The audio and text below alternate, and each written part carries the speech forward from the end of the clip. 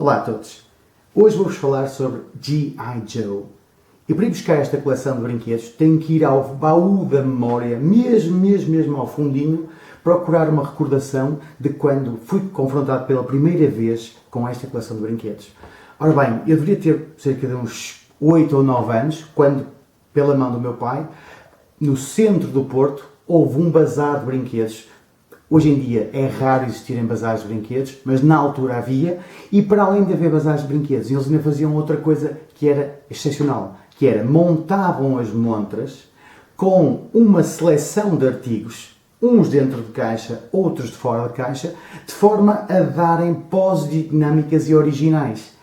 Ora bem, estava então eu a dizer que pela mão do meu pai íamos a passear na rua, não vos sei dizer exatamente em que parte aqui era da Baixa, mas a minha atenção foi automaticamente prendida numa montra que estava exclusivamente destinada então a G.I. Joe. É claro que na altura eu estava a viver uma relação profundamente monogâmica com Star Wars, portanto houve uma parte de mim um tanto ou quanto pedante que olhou para as imagens, nomeadamente para os desenhos que apareciam nos blisters ou nas caixas e disse, os que eu coleciono são muito melhores, porque têm fotografias e não desenhos. No entanto, no meu subconsciente, não consegui deixar de pensar em toda aquela dinâmica, toda aquela articulação, tudo aquilo que se conseguia fazer com essa coleção. É claro que durante muitos anos não comprei qualquer Joe que fosse, porque continuava profundamente investido na minha coleção Star Wars. Isso viria muito mais tarde, mas para essa história precisamos de um ângulo diferente. Começo então por vos mostrar dois livros de referência da coleção Vintage G.I. Joe, que durou de 1982 a 1994. Primeira e terceira edições deste Ultimate Guide to G.I. Joe, ambos elaborados pelo Mark Bellomo, que é um colecionador extensivo desta marca de brinquedos. Aliás, vocês podem ver que a primeira versão foi amplamente manuseada por mim, ao ponto de algumas folhas já se encontrarem inclusivamente soltas. Esta terceira edição já é capa rígida e houve uma atualização a nível de fotografias, essencialmente. São guias compreensivos, como eu vos disse há bocado. Eles acabam por trazer fotos de não só as figuras como os veículos e os playsets e também por vezes variações, o que acaba por ser uma fonte de referência bastante interessante. Mais interessante ainda é que ele acaba por atribuir um valor a cada uma das figuras que constituem esta coleção, bem como os veículos e os playsets. E uma coisa que é absolutamente extraordinária é que desde esta primeira edição até esta terceira edição houve um aumento exponencial dos valores. Há uns tempos atrás no OLX eu estava a folhear o site e encontrei um veículo, um Hammer, creio eu, de 1988, qualquer coisa do género, que é nada mais nada menos que um 4x4 que se assemelha a um Hummer, e o vendedor pedia 180 euros. O que na altura, pelo veículo, na altura me pareceu um valor um bocado excessivo. A verdade é só uma. Este guia, nesta terceira edição, que é a mais recente de todas, aponta justamente para, se o veículo se encontrar fora de caixa, mas completo e sem nenhuma peça partida, 180 dólares. Pois é um facto. Acabou realmente por aumentar exponencialmente de valor, particularmente a coleção Vintage. De seguida, o que eu vou fazer é mostrar-vos algumas peças da minha coleção, com algumas particularidades, e dizer que apesar deste guia ser de facto um guia compreensivo, ele não está completo. E eu tenho a prova física de que há figuras que existem e que não aparecem aqui mencionadas, nomeadamente figuras internacionais. Mas antes de vos começar a falar das exceções, queria perder só alguns minutos para conversar com vocês sobre esta maravilha da técnica da produção de brinquedos da década de 1980. Bom, primeiro, as figuras Joes acompanhavam-se sempre por uma multiplicidade de acessórios, o que torna verdadeiramente complicado encontrá-las completas, soltas, fora do seu blister original. Neste caso temos aqui o Duke, na sua versão Tiger Force, O Duke era uma figura central neste franchise. Quando os desenhos animados, ele desempenhava sempre um papel de chefia, apesar de não ser o mais graduado na equipa, era um operacional que desempenhava um papel de chefia em muitas das missões que eles faziam então. O que é que nós temos aqui? Temos vários acessórios, como eu tinha dito há bocado, então desde uns binóculos ao capacete, que também é movível, uma backpack, uma mochila e uma arma, uma metralhadora. Ora bem, então o que é que esta coleção inova relativamente às demais? Os múltiplos pontos de articulação que permitiam poses dinâmicas das mais diversas e variadas. Para além do tradicional rotação do braço, o que é que nós temos aqui? Temos rotação também assim, o cotovelo também se move. Central a esta figura, temos um O-ring que é colocado no meio dela, e que permite que o tronco se movimente também, balance.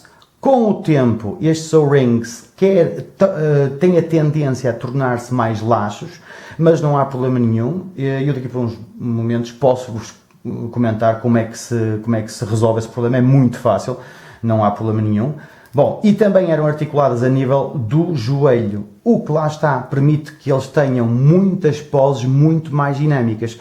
Comparando, por exemplo, com Star Wars, que é uma coleção que me diz muito, estes são absolutamente incomparáveis, porque pura e simplesmente, primeiro começam por poder logo pegar a arma com as duas mãos, que é uma coisa que os Star Wars nunca conseguem fazer. E depois conseguem fazer uma multiplicidade de poses que também não conseguem ser igualadas. Como eu estava a dizer há bocado, então é normal que com o tempo este O-ring, que é o que existe aqui no centro desta figura, fique laxo, mas não é problema nenhum, porque eles são vendidos, aliás eu recomendo, por exemplo, no AliExpress, que para este tipo de peças não há problema nenhum, são bastante baratos, eles conseguem vendê-los em grupos de 25 ou 50 por 3 ou 4 euros, não sei agora de certeza. Portanto, a única coisa que nós precisamos é de facto de uma chave de estrela e abrir este parafuso que há aqui ao centro para depois substituir este O-ring de forma a que ele fique perfeitamente funcional outra vez, porque acontece com algumas figuras é que elas depois acabam por perder um bocado a sua força, inclusivamente não se conseguindo colocar de pé, como não é o caso, felizmente, aqui do nosso Duke. Elas são um bocado complicadas de pousar, mas cá está ela. Então, eu agora gostava de vos mostrar aqui este todo-terreno, o Vamp Mark IV, e qual é que é a particularidade que eu chamo a atenção para este veículo? É porque ele foi produzido no Brasil por uma fábrica chamada Estrela. E o que é engraçado é que esta coleção no Brasil, ao contrário de se chamar G.I. Joe, chamava-se primeiro Falcon e depois Comandos em Ação. Se prestarem atenção a este pequenino logótipo que temos aqui de lado, ele está escrito precisamente em português. Temos Comandos em Ação e, com um acordo ortográfico, muito antes de ele ter sido implementado, já estava aqui escrito só Ação com um só C. Do outro lado também temos novamente o mesmo autocolante, o mesmo sticker. E depois, um pouco espalhados pelo veículo, temos outros também em português. Aqui um cuidado. É notória o detalhe que estes veículos tinham. Aliás, a título de curiosidade, a coleção G.I. Joe é referenciada por muitos colecionadores como tendo aquele que é considerado o melhor playset de sempre de toda a história dos brinquedos, que é o USS Flagg, o porta-aviões, e que é uma coisa absolutamente monstruosa. Eu, infelizmente, não o tenho aqui. No eBay, versões fora de caixa completas do USS Flagg chegam a atingir os 3 a 4 mil dólares. E é claro, a isso teríamos que juntar os portos de envio e depois o pagamento dos impostos, taxas alfandegárias cá.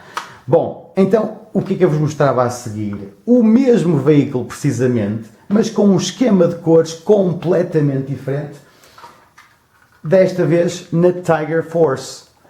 Temos na mesma o Vamp Mark IV, mas com um esquema de cores completamente diferente. vocês daqui por algum tempo vão ver, quando eu vos mostrar a parte da minha coleção lá de baixo, da Tiger Force, que é nada mais nada menos que a recuperação de vários veículos existentes e sempre com esta decoração com o motivo tigre, obviamente, claro. Temos aqui esta diferença aqui do capô, que existe nesta versão e não existe naquela. De resto, continuam a existir os 4 mísseis, que eu há bocado não mencionei, desta vez ganham o tom avermelhado. Os jerrycans também são um bocadinho diferentes da versão original, mas o que temos aqui já, sem dúvida alguma, é o que é comum se não a totalidade a muitos destes veículos, o logo G.I. Joe. Caso sejam veículos ingleses produzidos pela Palitoy, deixa de ser G.I. Joe que aparece e aparece Action Force. Mais um veículo que eu tenho também produzido pela Estrela é esta moto de 1982, a Ram. Eu selecionei aqui neste caso um Mutt, porque lá está, as figuras quando não estão completas, eu normalmente o que é que eu faço? Uso-as para servirem de motoristas, obviamente. E então esta moto encontra-se guarnecida de uma Gatling Gun ao lado e, como podem reparar, mais uma vez, o autocolante dos comandos em ação. Ou seja, foi feita pela Estrela. Por último, e se calhar devido ao seu grau de exclusividade, uma das minhas favoritas da minha coleção de G.I. Joe, é nada mais, nada menos que esta figura. Eu presumo que os senhores da Estrela não devem ter lido o memorando com a atenção devida, porque o que nós temos aqui não é nada mais, nada menos que o Snake Eyes, uma das figuras mais populares de todo o franchise Joe. Mas então, como eu estava a dizer, os senhores da Estrela acharam por bem pôr-lhe um logótipo dos Cobra, ou seja, o arqui-inimigo dos Joes. Portanto, transformaram esta figura, que sempre foi um dos bons, um dos G.I. Joe. Daqui por uns segundos eu vou elaborar só um bocadinho relativamente a este termo, de onde é que ele é originário de G.I. Joe. E acabou por transformá-lo num dos vilões, ou seja, num dos Cobra. Inclusivamente, dão-lhe um nome. Este personagem, para os senhores da Estrela, não é? Chama-se Cobra de Aço. E é um daqueles que não figura naqueles guias que eu vos mostrei há bocado do Mark Bellomo. Mas o Brasil não foi o único sítio onde se produziram G.I. Joes. Numa joint venture entre a Hasbro e a Madras Rubber Factory, na Índia também se produziram G.I. Joes. Eu consegui arranjar, através de um site chamado Small Joes, há uns anos já valentes atrás, uma seleção destes Joes que são produzidos então pela Funk School. O que é que eles têm de diferente, de original, relativamente aos Joes originais? Primeiro, os senhores, se por vezes acabam por reproduzir figuras que em tudo se assemelham às originais, outras vezes tendo o mesmo molde, mas são profundamente inventivos relativamente ao esquema de cores. Por exemplo, este Wild Bill, que é originalmente o piloto do helicóptero Dragonfly, que era um helicóptero que era muito utilizado pela equipa dos Joes a quando dos desenhos animados, e que originalmente tem um fato de macaco verde tropa, aqui está com algo que se assemelha muito a um uniforme presidiário, cor laranja. Notório também é que estes cards, estes cartões da Funk School são muito, muito inferiores aos originais. São muito mais quebradiços, são muito mais finos, o que faz com que eles facilmente fiquem ondulados. Não estamos na presença de bootlegs, não são falsificações.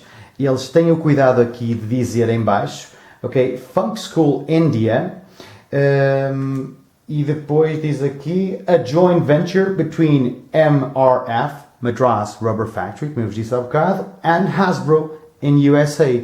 Este tem inclusivamente a data, 11 de 2001, quando esta figura foi produzida. Portanto, bem depois da linha original de Joes deixar de existir já. É claro que os Joes continuaram, vieram primeiro para versões de colecionador, segundo, continuaram com linhas mais atuais. Muito bem, tenho aqui só mais 2 ou 3 exemplos de figuras também da Funk School. Temos aqui um Flint, que é um personagem que não foge muito às cores do original. De notar é que para a Funk School deixou de ter como título Real American Hero e passou a chamar-se então International Heroes. Tendo em conta que estávamos na Índia, faz todo sentido, não é? Muito bem. Normal também, na parte de trás, não mostrei há bocado, mas posso mostrar agora. Temos aqui uma seleção de outras figuras, de forma a manter o interesse nos compradores. E, é claro, parte central em qualquer figura G.I. Joe, o file card. Ou seja, uma pequena ficha onde são contados pormenores deste personagem. Desde o nome verdadeiro, gostos... coisas que acabam por transportar um grau de veracidade para estas personagens. Pronto. E temos aqui mais um exemplo, e é o último, que eu vou mostrar aqui agora, de um personagem que, mais uma vez, estes senhores da Funk School foram tremendamente inventivos no esquema de cores utilizado. Aqui o Cross Country, que era originalmente o condutor do Havoc, que é um veículo, não tinha nenhuma destas cores, ok? Quer a nível da roupa, quer mesmo os acessórios, acabam por assumir cores diferentes. Então é assim, vou-vos mostrar só algumas fotografias destas figuras que eu tenho, agora de seguida.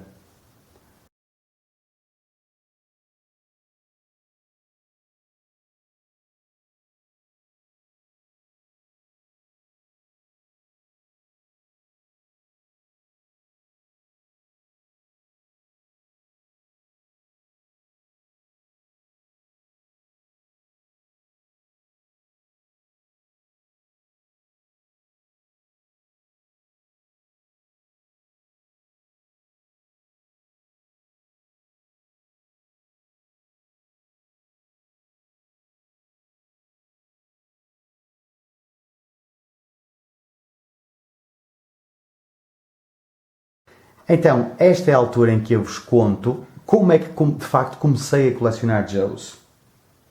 Já vai há alguns anos atrás, recordo-me ter passado no Gaia Shopping, no Arrábida Shopping, numa altura em que o Jumbo ainda tinha 2 pisos, e então, lá na secção de brinquedos, estava um caixote com várias figuras destas, dentro de caixa, a 1€. Pois, lá está, é verdade. Contado assim é um bocado difícil de acreditar, mas eu não tinha nenhum Joe até à altura. E a verdade foi só uma. Apesar de ter manuseado as figuras que se encontravam lá, pensei, olha, pronto, tudo bem, está aqui um bom negócio, não é para mim, porque eu de facto não coleciono G.I. Joes.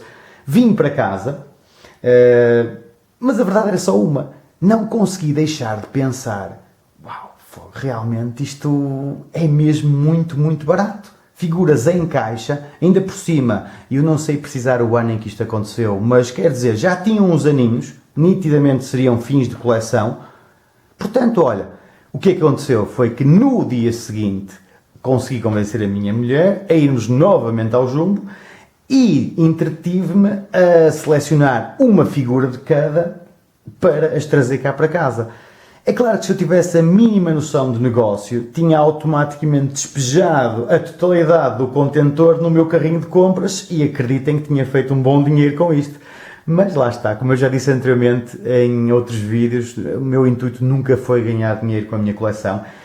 A reter, quando acabar esta seleção, esta peça de vídeo, vou-vos mostrar então fotos das figuras que consegui encontrar. A reter que eu achei curioso é que muitas destas figuras se encontravam em espanhol. Portanto, o que nós temos aqui é o ambush, que na versão espanhola se chama emboscada. E, mais uma vez, faço referência à multiplicidade de acessórios que estas figuras se faziam originalmente acompanhar, o que torna encontrá-las completas fora de caixa muito, muito, muito difícil. Podem reparar, relativamente àquelas figuras anteriores que vimos há bocado da Funk School, que este cartão é nitidamente muito mais rígido. ok? Aqui um bocadinho já muito esbatido, mas o aviso de venda para Portugal, senão não encontramos escrito em português mais nada deste card, e obviamente estas figuras foram, são e serão para manter dentro da caixa. Se vos mostrei um Joe, vou-vos mostrar agora um Cobra. Aqui eles dá pelo nome de Cabeça de Acero, peço desculpa pelo meu espanhol, que não é de forma alguma o mais indicado, é nada mais nada menos que o Metalhead, ok?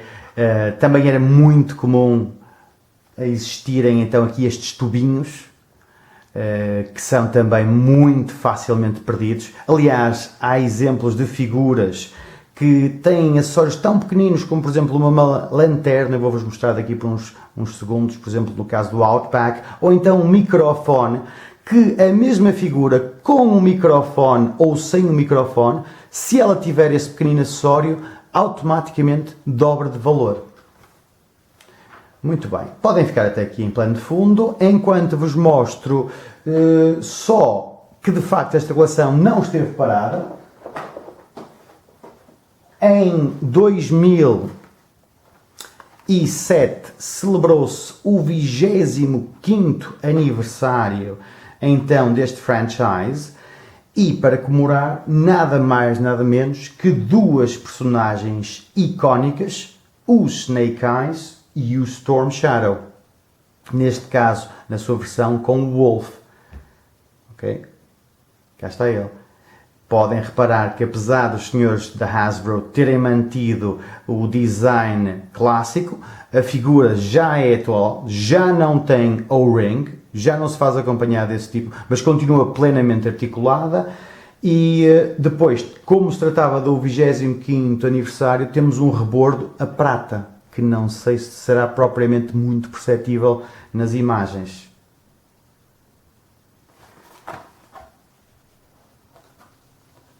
Mais uns segundinhos só para vermos então aqui o Storm Shadow, que nesta altura, na altura em que ele envergava este uniforme, acabou por abandonar os seus maus vícios junto dos Cobra e juntou-se à equipa dos G.I. Joe.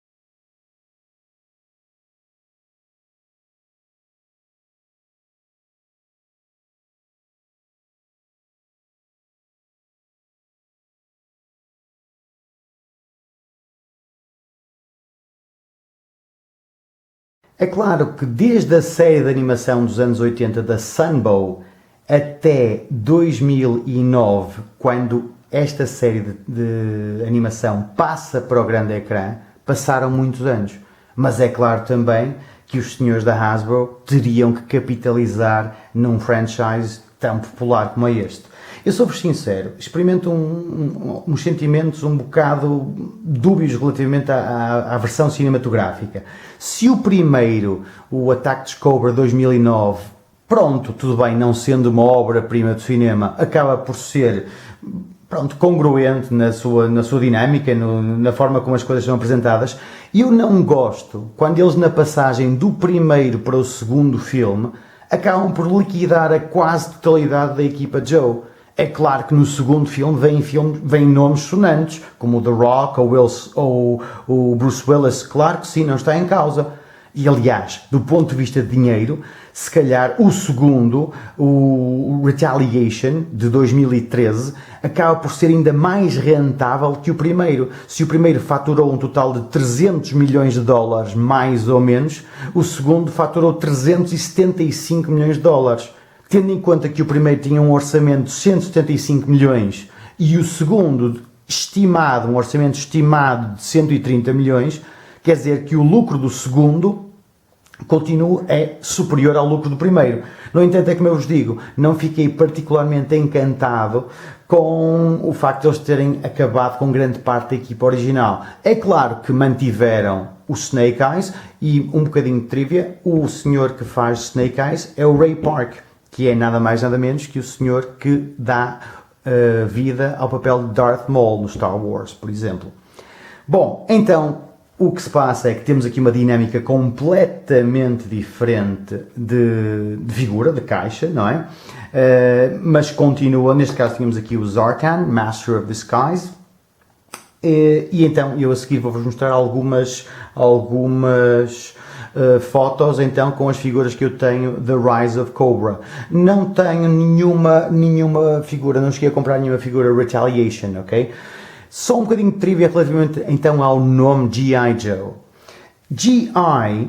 eram as iniciais que vinham gravadas em grande parte do material que era fornecido aos soldados norte-americanos. Porquê? Porque este material era feito em galvanized iron. Foi um erro começar a julgar que estas duas letras designavam government issue. Ou seja, alguma coisa tinha sido dada pelo governo. Joe é nada mais nada menos que o Average Joe, um nome normal, o equivalente aqui em português ao nosso, Zé. Ou seja, em calão, a sigla G.I. Joe passou a designar todos os homens alistados nas Forças Armadas norte-americanas, particularmente a quando da Segunda Guerra Mundial.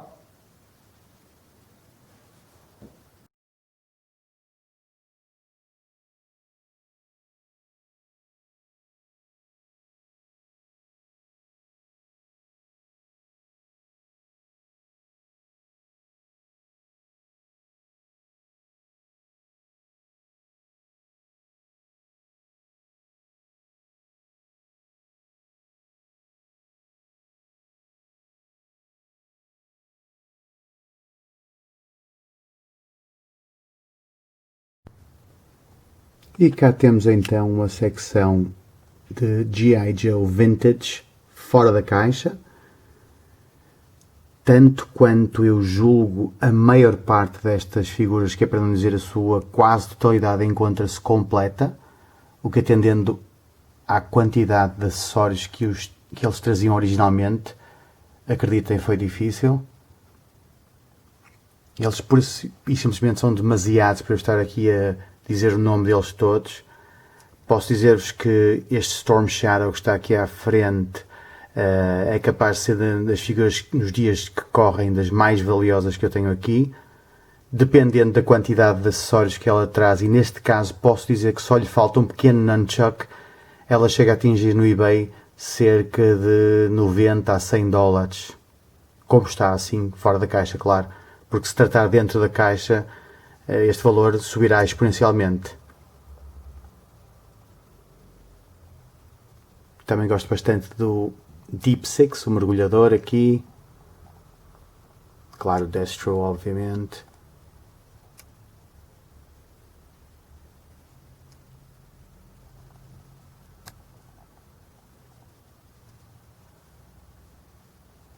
Fazer só uma outra passagem.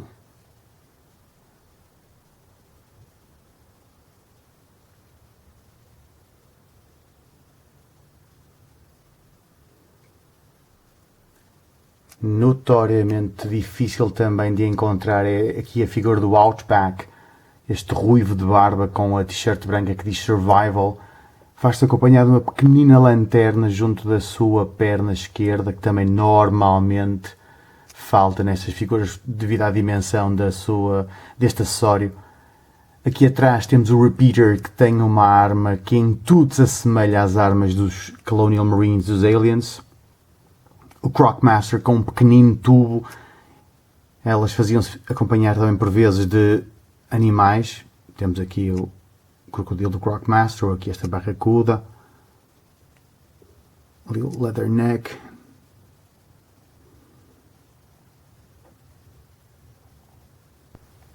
Bom, eu de facto não tenho verdadeiramente um local onde tenha todos os meus G.I. Joes expostos, portanto eles encontram-se um bocado dispersos por toda a casa. Aproveito para vos mostrar agora esta prateleira, onde está aqui um Mobat, em conjunto com várias figuras, um Vamp Mark I. Claro que aqui no meio tinha que haver o Zartan, Master of the Skies, não é? Mais umas quantas figuras, todas elas Joes, com exceção do Zartan. No centro desta composição está então outro veículo maciço, Thunderclap, ladeado de várias figuras. Ao fundo um Cobra Pogo. Vou tentar que se veja nas imagens lá atrás. Aí está ele.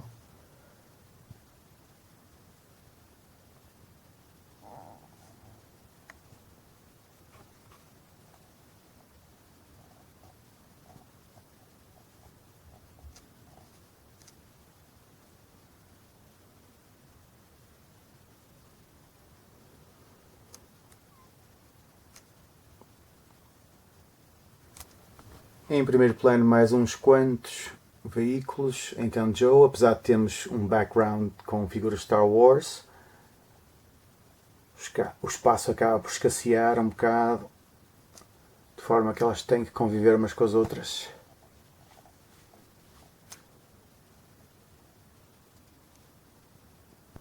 Esta pequenina secção, devo confessar que gosto bastante dela.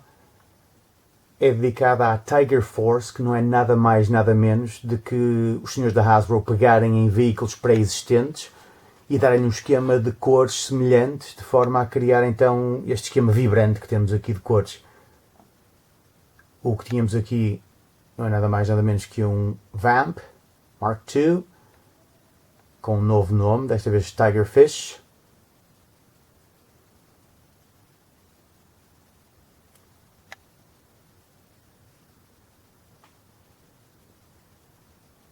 O Tiger Cat,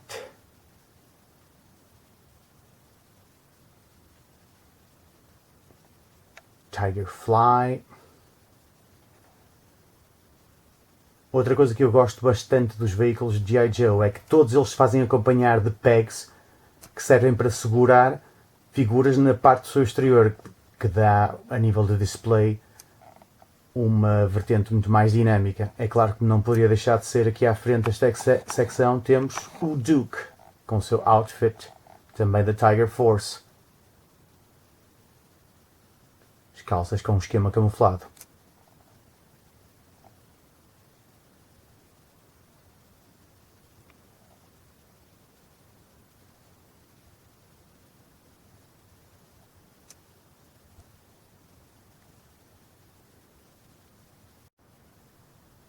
Esqueci-me só de mencionar o nome do Vamp, que é o Tiger Sting, ao lado do Tiger Shark.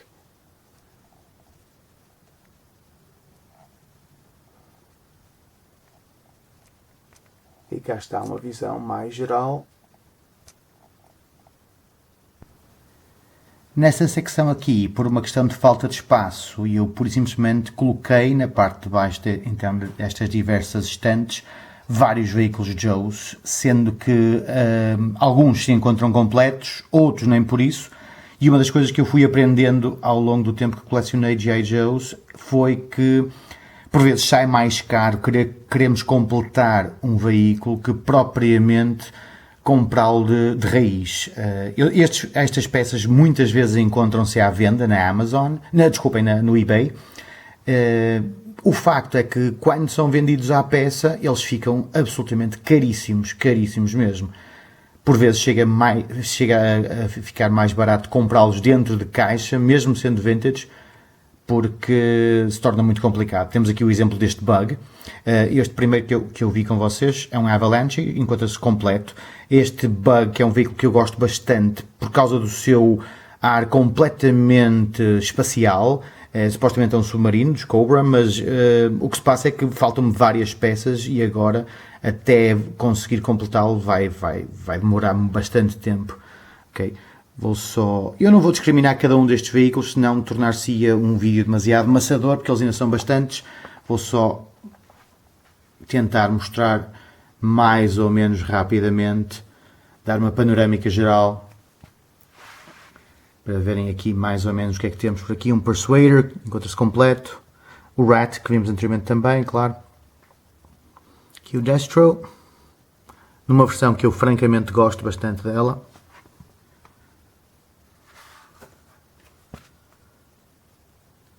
Mais um Amp. Devido ao conjunto de sombras, estas imagens temo que não vão ficar nada de excepcionais. O que é que eu tentei também, sempre dentro da medida possível? Colocar pelo menos um piloto em cada um destes veículos. Este Raider ainda tenho que tratar dele, tenho que endereçar os problemas de sujidade que ele tinha quando o comprei e acabou por ficar aqui parado a um canto. Aqui um Dagger.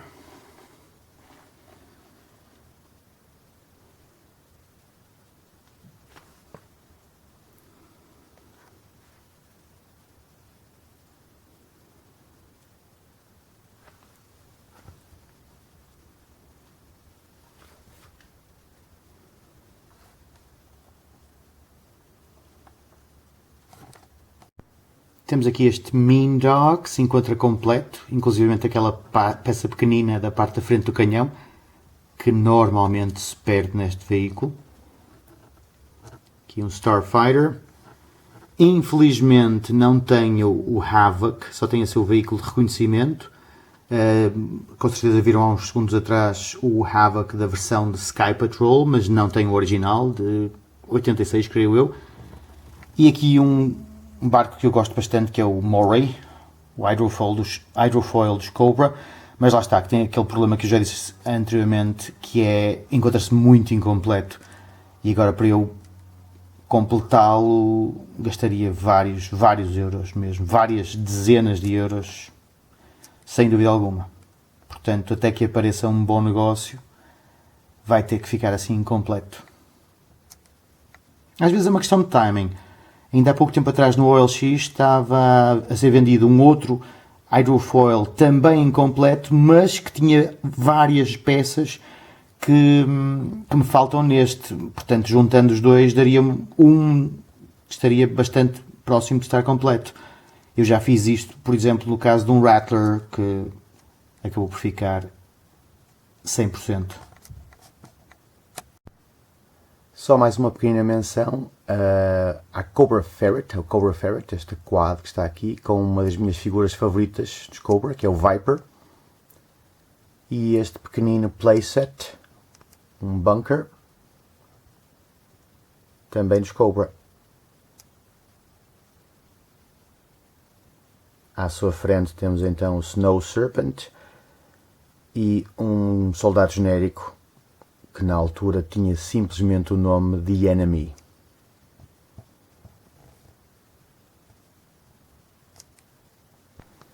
Agradeço-vos estes minutos que passaram comigo. Se gostaram do que viram, digam qualquer coisa. Se querem continuar a ver vídeos deste teor e de outros semelhantes, já sabem o que têm a fazer. Entretanto, enquanto eles não aparecem, vemos por aí.